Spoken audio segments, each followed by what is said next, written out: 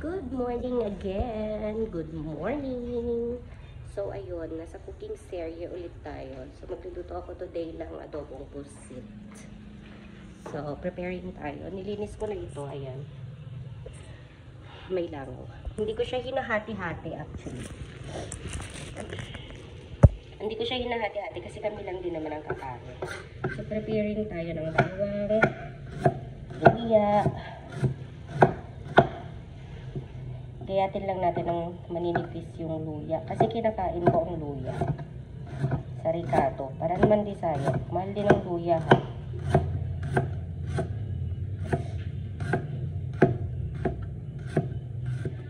Kailangan maraming luya kasi malansa ang tawag na to. Malansa po ang pusit. Sibuyas. Nag-aaway na naman yung dalawang magkapatid.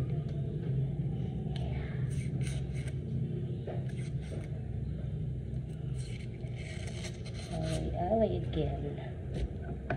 So, ayan. Naubos na yung kamatis. Pag nag-adobo ako ng... nakaharap pala dito. Oops. Sorry. Ayan, yung air fryer ni Sad Frey. Pag nag-adobo ako ng pusit, nilalagyan ko ng kamatis. Kaya lang, naubusan tayo ng kamatis. So, ay nadobo siya. Tuwing siya na adobong pusit. So, ipainitin na natin yung ating kawali. Ayaw sumindi. Wait lang. So, kakailanganin natin ng magic lighter. There. Sumindi na. Para mainit siya. So, ayun. Lagyan na natin ng...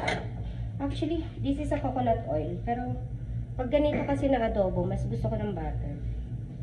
So, maglalagay tayo ng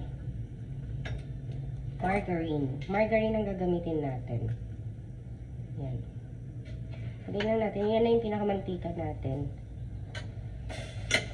Basta, ayaw ko, kapag nag-adobo ko ng pusit, ganito ko. So, ayan, mainit na siya. Kasi init na ng ulo ko, charot. Dagdagan natin. Next. Adobong pusit in the house.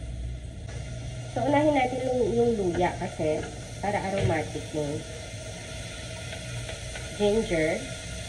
Para kapag nilagay natin yung pusit later on, at least absorb na siya. Tanggalin na yun. Mabigat yung pangkalan. Sorry, maingay. Gisa ko lang. Then next is bawang. Ayan. Then ilalas natin ang sibuyas. Hindi naman kailangan na super gisaging sibuyas kasi nagbibigay lang naman siya ng sweet na aroma. Ayun. Hindi na yung pusa. So, gusto ko yung medyo garlicky. Kaya ang dami ko nilagay na bawang. Saka dapat yung bawang natin is medyo crunchy siya. So, yan. So, pwede na natin ilagay ang sibuyas. Yes! Sebol. Yum! Yum!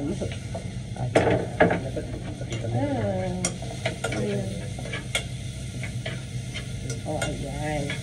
Tapos, dahil pwede naman na siya mamaya. Kunin na natin ang pusit. Diba? There you go. There you go. Photographer kasi yung asawa ko. And then, ito, saglit lang ito. Ganyan lang natin. Mekos-mekos lang natin siya dun sa luya, bawang, sibuyas, and then titimplahan na natin siya. Ang pusit naman is saglit lang lutuin. Wala kasing camera holder. Yan na siya. And then, lagyan na natin siya ng vinegar. Gamit natin na vinegar ay ang Del Monte Red Cane Vinegar. Ayan. Tansya-tansya lang yan. Tansya-tansya lang po yan. And then, balik na natin. Then, let's let it boil lang ng konti. Then, balikan natin siya. After 1 minute. So, we're back. Kumukulo na siya. And I think may halo naman na siya. So, lagyan na natin siya ng soy sauce. Ayan. So, dahil wala tayo, lalagyan natin siya ng shrimp cubes kasi it's a seafood. So, ayun. Ang hirap mag-vlog ng mag-isa. Wala rin kasi akong camera holder. So, ayun. Mag-vlog-vlogan na lang tayo. So, lalagyan na natin siya ng shrimp cubes. Shrimp cube. Ayan. So, habang kumukulo-kulo siya, kasi hindi natin ito pwedeng i-overcook. Anyway, ito naman yung pusit na hindi siya nagiging chewy. Ito yung pusit na ano, parang native ba tawag doon?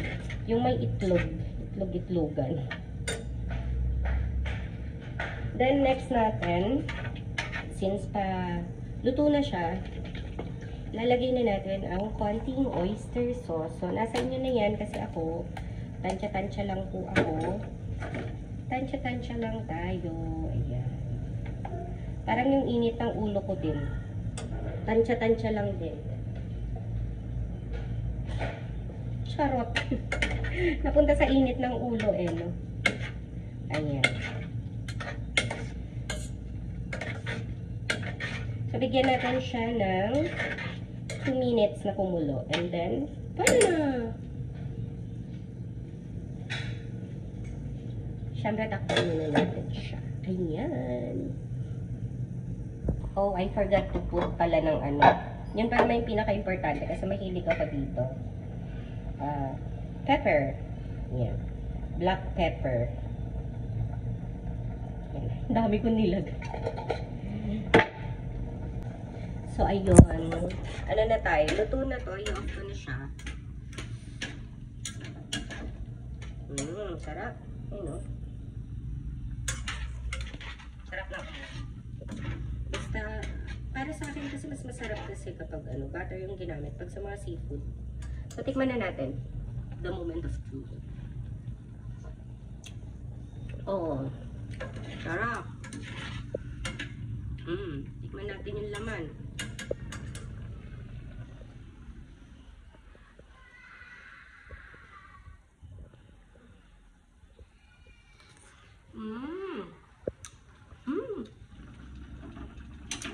Okay na natin kasi baka ma-overcook natin. Na siya. Diba? Bilis. Nakapagluto na ako ng lunch namin. And ano palang oras. Nag-aaway ng dalawang anak ko eh. Oh, it's 10:30 in the morning and may lunch na kami. So, magsasayang na lang ako ng kanin kasi masarap ang rice kapag may init. Kasi init ng panahon. Tignan nyo naman ang aking pawis.